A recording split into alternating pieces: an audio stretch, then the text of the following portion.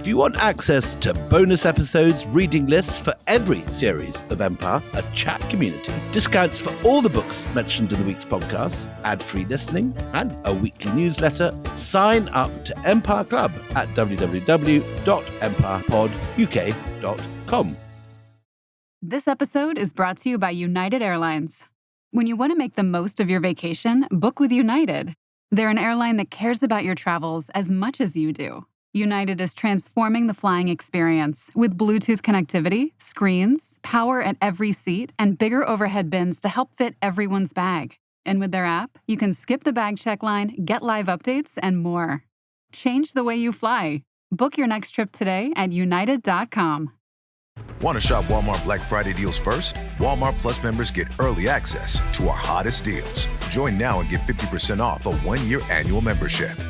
Shop Black Friday deals first with Walmart Plus. See terms at walmartplus.com.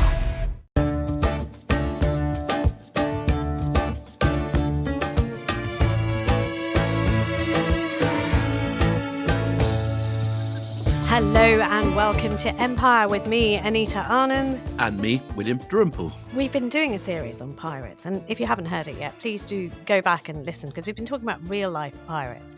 And if you're just joining us, you may say, what has that got to do with Empire? Well, everything, turns out, because these pirates in real life were often working for governments to blast the ships of opposing countries. So the British would hire the privateers to go and hunt down French ships or Dutch ships or steal their booty. And, you know, the high seas were a very lawless place, because often these privateers would just say, well, we'll make more money if we do this for ourselves. And they go off and do it themselves. And we should say that when the East India Company is founded, almost the entire crew of the early boats are former privateers. And the Spanish ambassador, when he hears about who's been recruited, goes straight to court and complains, pirates, pirates, pirates. Right. Right. And so it sort of led us through this maze of talking about real life pirates. And then William and I were talking about just how very formative our childhood memories were of watching pirates on screen or reading about them in books and seeing sort of pictures of them. Or on the stage in pantos. Or on the stage. Oh, yes, we have. I'm not doing that again. We did that last time. But, you know, they are everywhere. They're ubiquitous.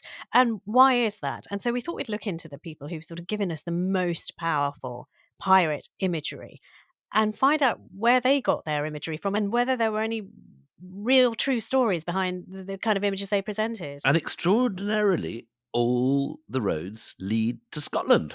They do. Yes, including this one. Both the original stories, like Alexander Selkirk, who's from Fife, Robbie Louis Stevenson, who's brought up in Edinburgh, but spends a lot of his childhood in Fife and East Lothian and North Berwick, looking at islands that become models for Treasure Island. Most of all, and possibly the one who's brought it into more childhood stories than anyone, J.M. Barrie, who's from Perthshire, Kirriemuir, where I used to go to children's parties when I was growing up. Sir James Matthew Barrie, otherwise known as first baronet as he becomes, you know, his Peter Pan is so famous and has such a long-lasting legacy because on his death, he said that the money that Peter Pan would make from any imprint should go to Great Ormond Street Hospital for Children, and it still does. I never knew that. Yeah, that's why there is a statue of Peter Pan in the grounds of Great Ormond Street. Ah. And the money still goes to Great Ormond Street. Great Ormond Street saved my younger boy, Adam, who was literally got horrible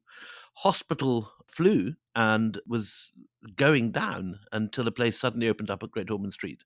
And they had equipment that no one else had that saved his life. So I have a great deal of love and respect for Great Ormond Street as a result. Well, and you have perhaps J.M. Barrie's legacy to thank for some of the funding for that hospital, because it's still, to this day, still goes there. And if you look it up online, the statue of Peter Pan on the grounds of Great Ormond Street Hospital is a testament of their thanks to this story.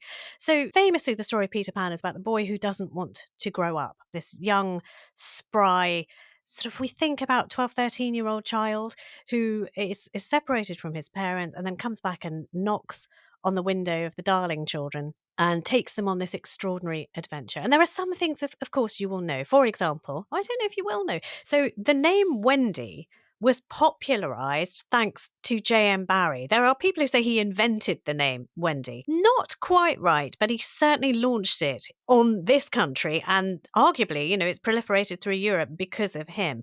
So I never knew in that. the 1600s, The name Wendy was a boy's name.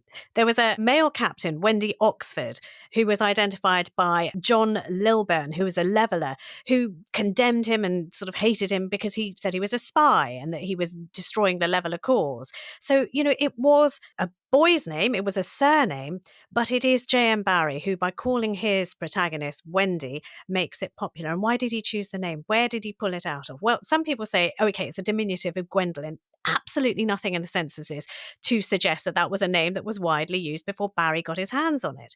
And what did he source as his inspiration? Well, he had a childhood friend. This is kind of like a bittersweet story, really. Margaret Henley was her name. And when she was very, very little, like most tiny people, she had a little bit of a cute speech impediment. She couldn't say the letter R. So she used to refer to Barrie, who was also a child at the time, as her fwend.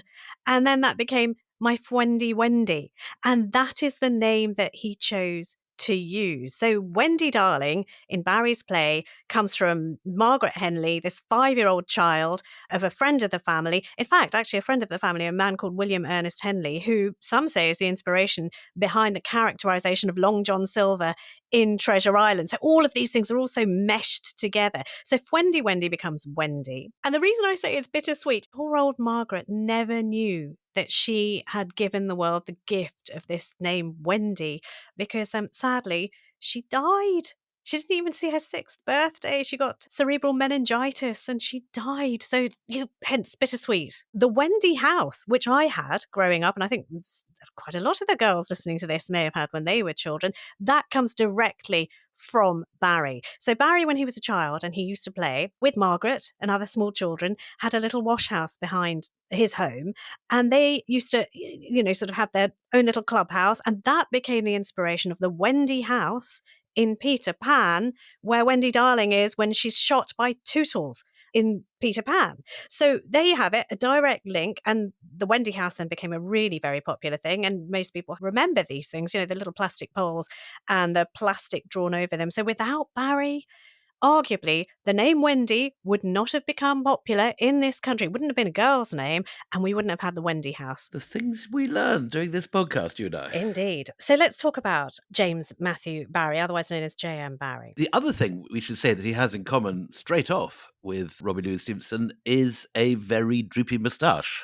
We've previously had the Battle of the Moustaches during the... Sorry, my darling, all the cutting-edge observations made on Empire as usual. Okay, let's do it. I haven't done the facial description because people have always accused me of being boy mad when I do it. Okay, describe J.M. Barrie for the ladies and gentlemen out there. J.M. Barrie, I would be delighted to describe to you. J.M. Barrie is shorter than Robbie Louis Stevenson and less good-looking, but he... and in fact, is slightly dwarfed by the chair that he's sitting on in the picture I'm looking at this moment. But like our friends in the Sykes-Picot line, who you may remember shared, for all their disagreements, very prominent walrus moustaches. Oh no, face furniture was big then, yes. J.M. Barrie has a fantastically droopy moustache that he shares with Robbie. Okay, I mean, all you've done is talk about the tash. Since you've opened this can of worms, let me dive straight into it. He's just a wee Scotsman in a suit. But he has a soulful face, I think. I mean, he has sort of sad, slightly drooping eyes and a rather soulful, sad expression on his face, quite prominent ears. You can totally see what he would have looked like as a little boy. Yeah. And then he might have been teased about his ears. It's a boyish face, in fact. A very boyish face, very boyish face. And this is all the more poignant because when Barrie was growing up, his older brother, David, dies at the age of 13. And J.M. Barrie was only 6 at the time that this happened. And it utterly shatters the Barrie family. It's so awful. His mother retreats into a terrible, deep depression because she's lost her child, she's lost her boy. And what J.M. Barrie does to try and make her feel better and also to soothe himself is he starts dressing in his brother's clothes, which are too big for him. But he starts just to see, just to show his mother that he's still here. He's never going to go away.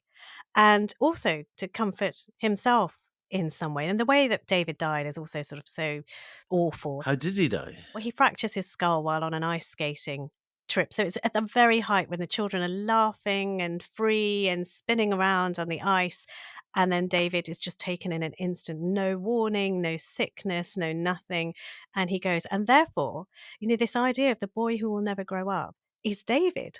And it's the same age, roughly, as Peter Pan. as well. So I thought I got chilled, to be honest. I Yeah, got I didn't know chilled. this. This is fascinating. This is absolutely Yeah. fascinating. So take us Yeah. through the actual story, Anita, because there's so many versions of this that we've all seen in pantos and in Disney and other things. What is in the written version? Take us through the plot. With great pleasure, because I mean, I love this book. I loved this book when I was little and read it. I So don't think I ever read it. I mean, I was so aware of it as pantomimes and cartoons. So Peter Pan is a boy who can fly, and he has never grown up, so we don't know how old he actually is when he comes from a place called Neverland. It's a country that you cannot visit unless he takes you there. One evening, he's been watching this window of a nursery, not creepy at all, but watching it, and he's kind of become obsessed with the children who live behind the glass of this nursery. The oldest daughter is called Wendy, which we now know is a made-up name by J.M. Barrie that has given to the world, and John and Michael. And he watches them, and he watches the warmth with which they play with each other, and he wants them as his friends. You know, he's sort of the start is like he's quite a lonely boy watching a family that are lovely. The father is a bit stern, the mother is very busy. So he knocks on the door and he takes them to a place called Neverland, a magical island, much like the treasure islands that we've talked about in other fiction and indeed that existed around the Caribbean. And remind me about the Lost Boys, because they're at the centre of things, isn't it? Not the punk band, but the No, original Lost Boys. or the vampire film of the same name. So he has a little band of other, either abandoned children or forgotten children. It's never very clear, but children without any mummies and daddies. This is so Edwardian, isn't it? That sort of world Yeah. of Boy Scouts and lost children. And And the Lost Boys they're his gang, basically. And they dress like him, they have feathers in their hair, and they're wild and they're feral, but they spend their entire lives playing. There are also fairies on this island. I mean, Tinkerbell, you will know very famously from the films if you haven't even read the books. But there are mermaids on this island. do you remember those Disney records? And you had to turn the page when Tinkerbell rings her bell. Did you ever have that? No, So what's there used to be that? little Disney versions of all these stories, including Peter Pan. And you put the record on, and if you didn't have a mum to read to you, it's for Lost Boys. Oh, it's for Lost You could Boys. have someone Wow. someone read it to you, and then there used to be a little sort of sound like a bicycle bell, and Mm, that would be the moment you had to turn the page, and mm. when Tinkerbell rang her bell. So on this island, as well as sort of the little fairies and the mermaids, you also have what they call in the book redskins, who are this tribe of Native American Indians who Peter Pan is friendly with. You know, they can be quite ferocious, but Tiger Lily is his friend, who is sort of the princess of this tribe of redskins. And their enemy, or everybody's enemy, and who they love to fight and they adore fighting, Captain Captain Hook. Hook, And Captain Hook is quite the character. Captain Hook has one arm has been lost. which he lost to a crocodile, famously. Yep. Yeah. Crocodile has snapped it off from the elbow. And instead he has this very elaborate hook and a scary hook at that.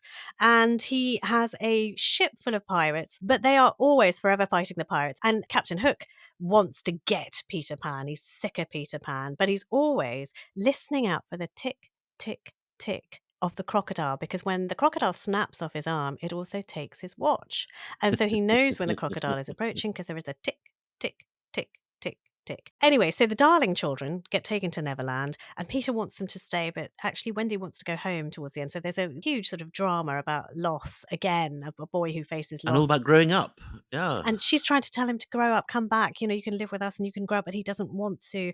And the darling children become involved in this fight. And I won't tell you how it ends, because you know what? You might want to read this to your own children or read it again yourself. It's a lovely, lovely story. And fairies are a very important part of this. And didn't J.M. Barrie take photographs of fairies? Am I muddling that up? Oh Is that God, right? it's like Conan Yeah. Doyle. There was kind of an obsession at this time with trying to That's right. prove the existence of fairies. And Conan Doyle was famously duped by But these small girls who made little cutout fairies and put them at the bottom of their garden and took pictures. And he was utterly convinced that fairies were real. So it was a thing at this time.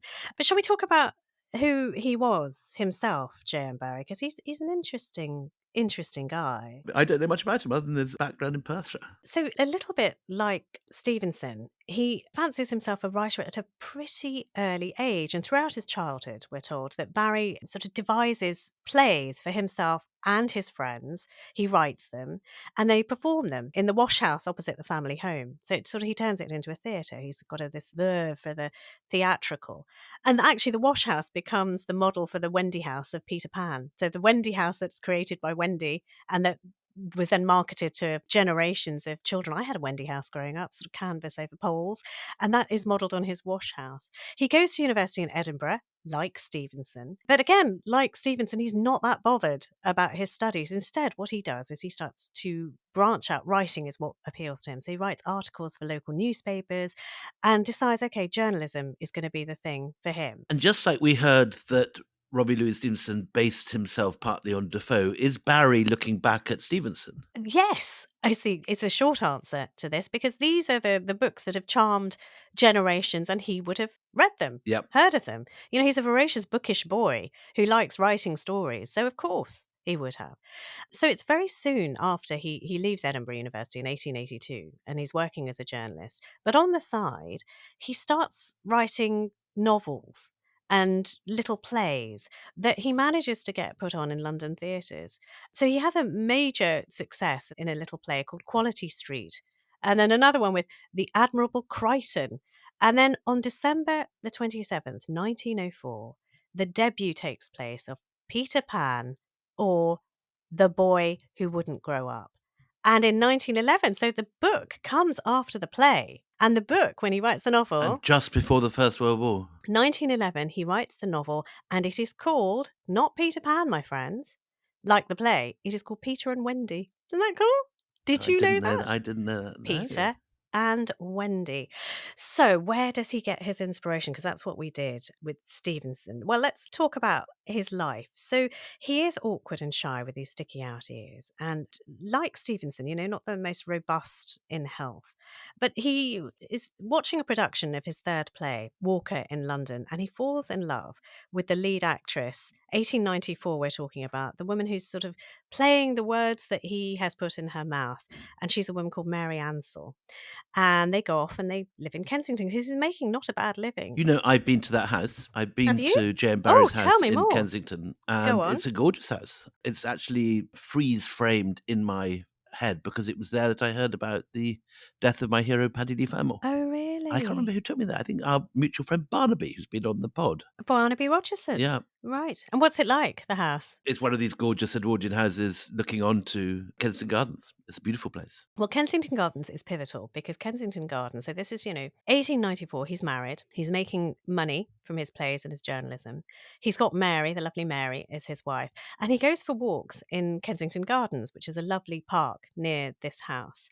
And he meets a family. He's got a dog, he's walking it, and he comes across a young lad called George Llewelyn Davies and his brother Jack and their baby brother Peter. And this becomes a daily occurrence. He bumps into the Llewelyn Davies children and he forms a relationship with the family. And he's particularly fond of the boys. There are 5 of them, actually, in the Llewelyn Davies house. There's George, Jack, Peter, Michael, and Nico. Now, do you recognize some of those names? Absolutely, exactly. Because they are the names that he transplants into Peter Pan. So he's writing this book for these boys, is he? It's very much a sort of entertainment for them. It starts with him telling stories to the boys where they are sort of the heroes. He's friendly with the family.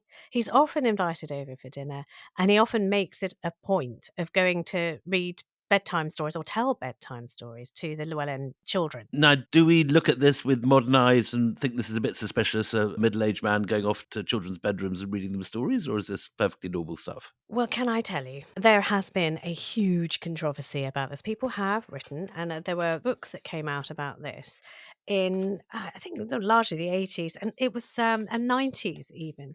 There's one book called The Dark Side of Peter Pan.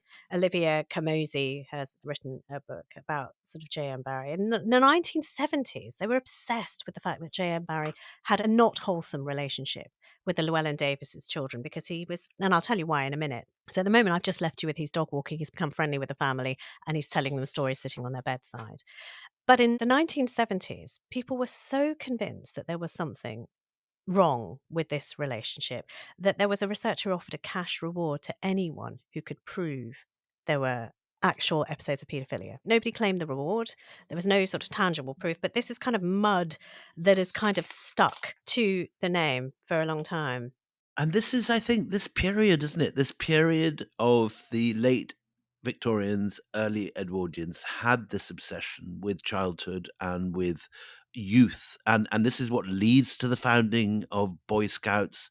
And the Victorians, even the most crusty Victorians, would come over all sort of romantic at the idea of childhood and innocence and adolescence. Other authors haven't helped. I mean, Lewis Carroll doesn't help, sort of the relationship between Lewis Carroll and the young girls that he came across, and Alice in particular. Alice Liddell. Yeah. But it is, again, I think partly each case has to be looked at in its own merits, but there is definitely a sort of cultural thing at this period that looks different to a different period of history, and it doesn't necessarily have to be suspicious. I mean, the thing is, the Kenosi book, which is the most recent one, which goes sort of really into quite a lot of depth and looks at all the other books that have been written before, actually concludes that there isn't a case to answer of him being a wrong 'un, as we put it, but that he was.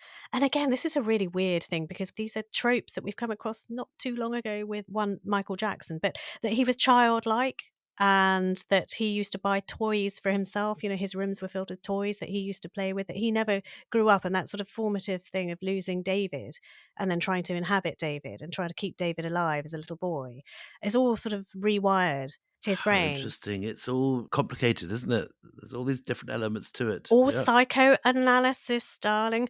But the friendship with the family is real. The friendship with the children is hugely important because the parents die. The Llewelyn Davies parents die, and he becomes their guardian. And so, they become his children. So, how does he come to have the children? Well, there is something in Mrs. Llewelyn Davies's will that says he should be one of 3 people who looks after them. And his wife in 1904, to add to this pell-mell, is having an affair and is breaking J.M. Barrie's heart. And he offers her money to break off this relationship and says, please, please don't leave me. This is just such a huge scandal. But, she carries on the affair and finally it goes to divorce. So he is the sole guardian. He becomes the sole guardian of these boys. And so again, people have said, why would he do that? I mean, you can take it one of 2 ways. You can take it that way, but he does take the guardianship of the children very seriously. And I've been looking at all sort of biographies on this. So Andrew Birkin is another biographer who's written about Barrie. He's written J.M. Barrie and the Lost Boys, and he says in his notes that these children provided him with a model of innocence and playful mischief, inspiring his tale of the boy who would not grow up.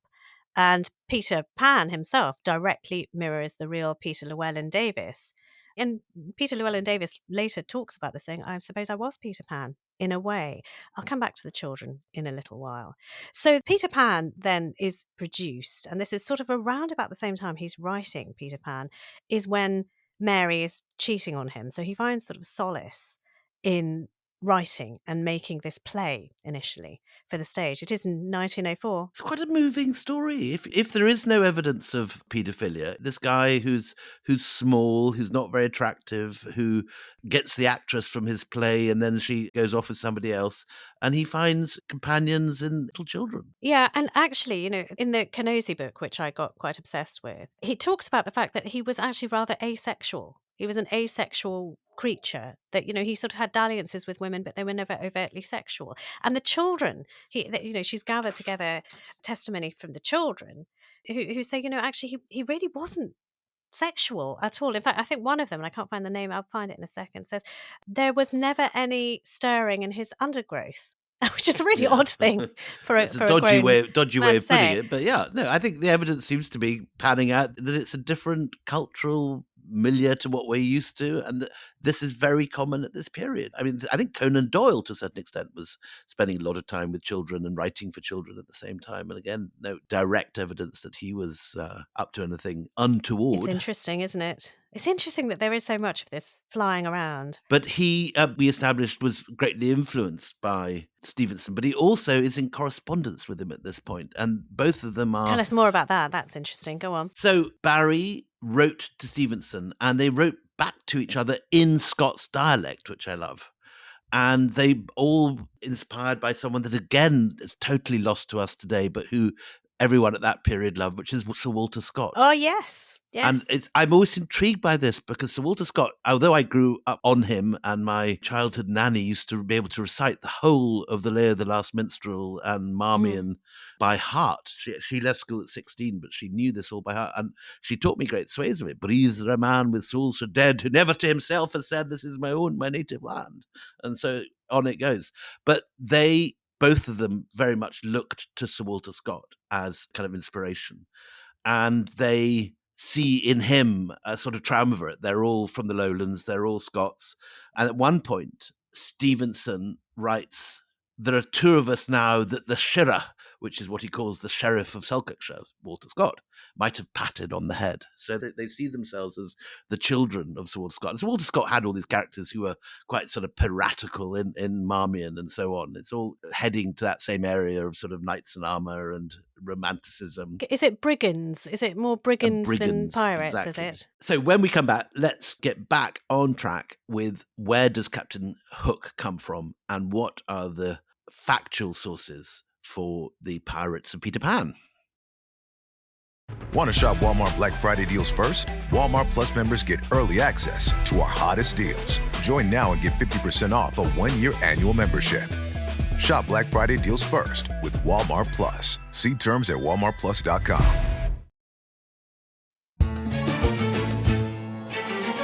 Welcome back. Okay, so we've been talking about J.M. Barrie a lot. Shall we talk about where the characters come from? So just before, can you tell us a little more about Captain Hook and whether he's a sympathetic character or not? Do you sympathise? Let me do a reading about Captain Hook from Peter Pan. Cadaverous and black-avized, his hair dressed in long curls which looked like black candles about to melt, his eyes blue as the forget-me-not, and of a profound insensibility, save when he claws, at which time a red spot appears in them. He has an iron hook instead of a right hand, and it is with this he claws. He is never more sinister than when he is most polite, and the elegance of his diction, the distinction of his demeanour, show him one of a different class from his crew, a solitary among uncultured companions. The courtliness impresses even his victims on the high seas, who note that he always says sorry when prodding them along the plank. And this is a very important part in Captain Hook. He's a toff. He is not like his vagabond crew. No, he's a gentleman. And we only learn about his education at the end. Which is very important Which is as a well, very important because part of the plot. J.M. Barrie, who had some miserable times at Eton, says that Sends Captain Hook is a Hook product there. of Eton. And some say he sort of modelled him on some of the horrible teachers he had. So there was a privateer called Christopher Newport. And Christopher Newport so clearly is the model for this man, Captain Hook. And did he have a hook, as his name implies? He didn't have an arm, but he didn't have a hook. So let me just tell you about Christopher Newport, because this is going to blow your tiny little mind. It's also got crocodiles in it. So you tell me how these two are not linked, okay? So he was an English seaman. He was a privateer. He used to be the captain of a ship. 16th century, right? We're talking Elizabeth age. Born 1561, died 1617 to be precise. And he was the captain of the good ship Susan Constant. Again, another very girly ship. But it was the largest of 3 ships that carried settlers for the Virginia Company in 1607. So this is entirely linked with Empire. This goes right back to that. Goodness. And why do we do Pirates on Empire? This is why, because their stories are completely linked. And so these were the same settlers, by the way, who went to found Jamestown. Where Pocahontas and John Smith. Exactly. Yep. So he makes several voyages, this man Christopher Newport, between England and Jamestown. And he becomes captain of the Virginia Company's new flagship vessel, the Sea Venture.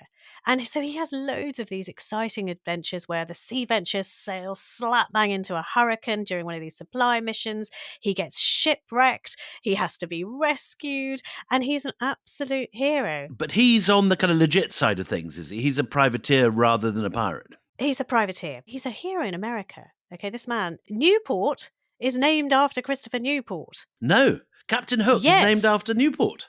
No, this is the real man, the inspiration for. So, Christopher Newport University is named in his honour. There's a Newport News in Virginia that's named in his honour. So he's not a Scot. He's one of the few people who's not a Scot. He's actually born in London on the banks of the River Thames. They're near Limehouse, which is a particularly grimy, unsalubrious place when he is born. Anyway, his father is a shipmaster who is working in the commercial shipping trade. So this is all stuff that is in Newport's veins.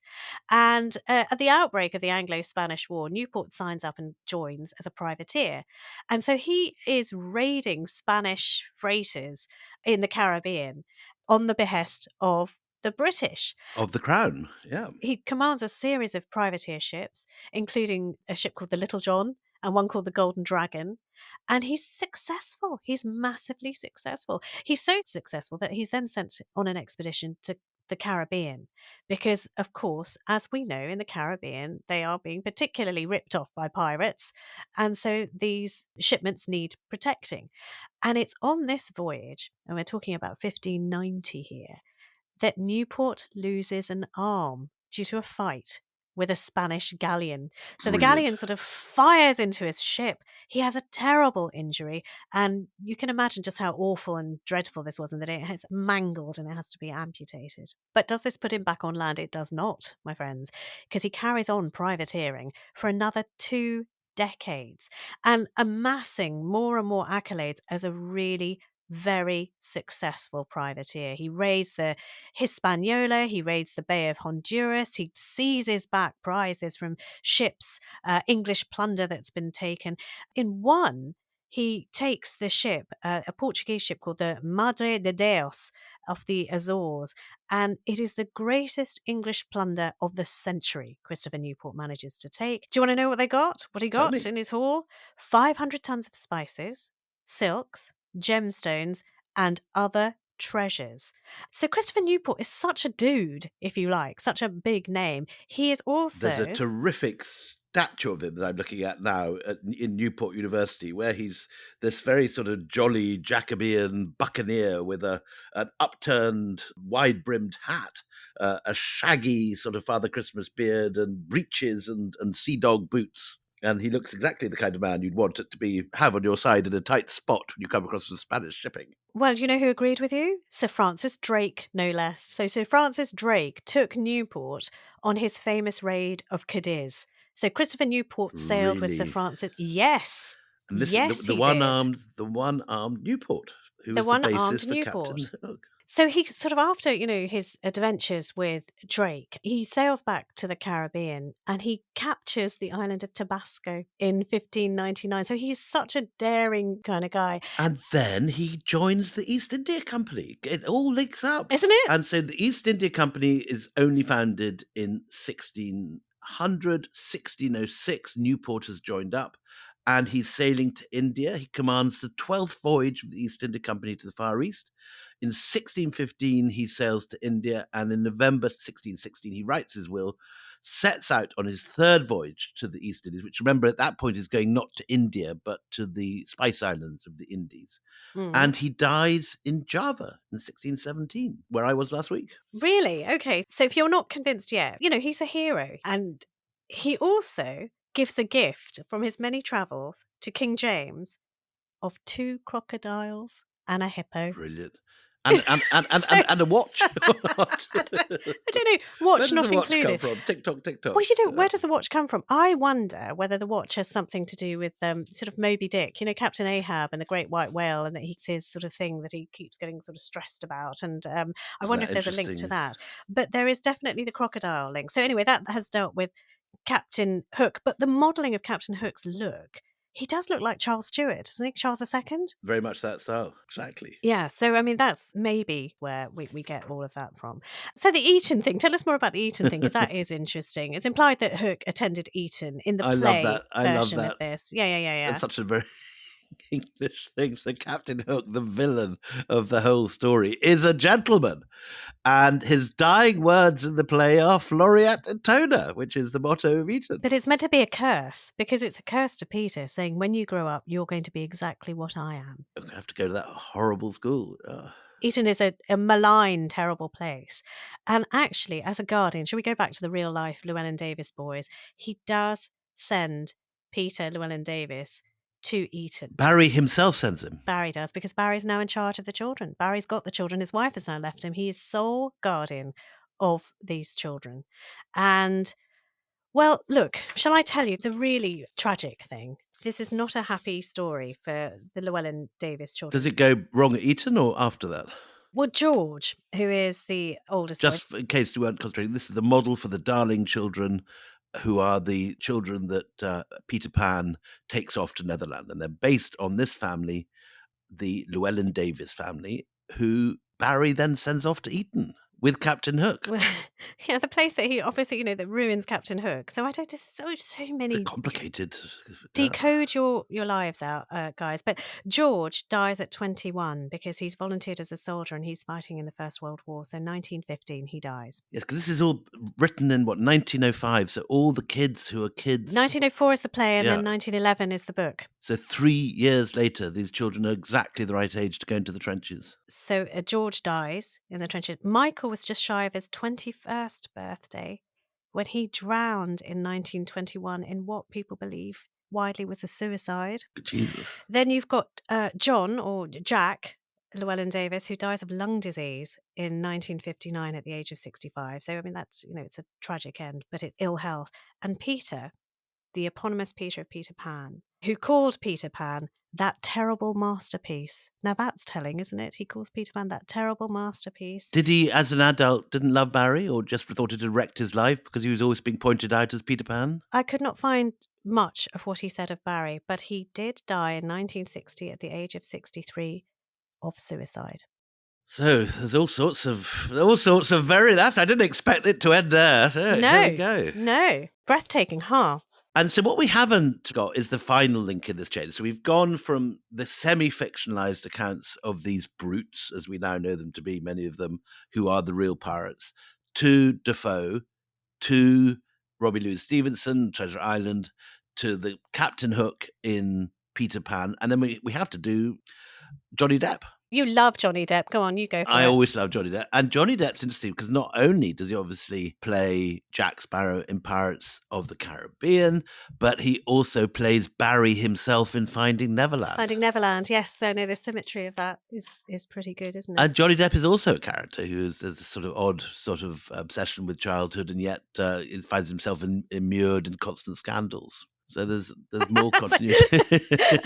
Life's rich tapestry, my friend. Yeah. But we won't go any further with that kind of parallel life because, he's alive, libel laws, etc. But anyway, look, it's been a real fun romp, this. It's not, sort of pure history. It has been a romp, and it is leading us, as we've seen, back towards India. And our next series, I am very, very pleased to say, is going to be something that I've been longing to do, obviously, since the very beginning of Empire. And using the hook of the wonderful new V&A show on the Moguls, which is opening at the V&A in London this month in November, we are going now to do a deep dive. We have not for a while gone into a really deep dive on an empire and told the whole story, but we're going to now do the Great Moguls. Which is a controversial story in India because a lot of people in India now regard the Mughals as violent invaders rather than the aesthetes that a previous generation thought of them as the wonderful writers and creators of beautiful gardens and the creators of the Taj Mahal. So it's a complicated story, and we're going to look at it from all these different angles.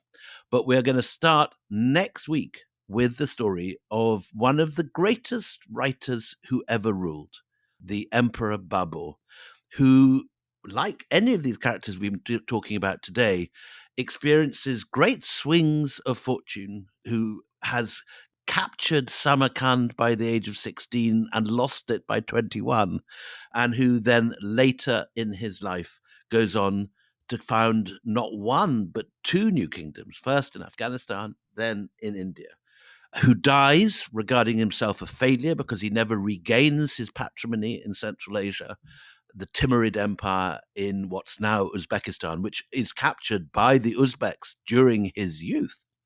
And he dies thinking he's completely failed and he's lost everything that was left to him. But in actual fact, he is now remembered as the man who founded, whether you like them or not, one of the most powerful and one of the richest empires ever to rule, the Great Moguls. So that's what we're going to be looking at now for the next 2 months. And we're going to do a deep dive that cannot wait to get back into, because so much that I knew about the Moguls has been rewritten over the last 10 or 15 years.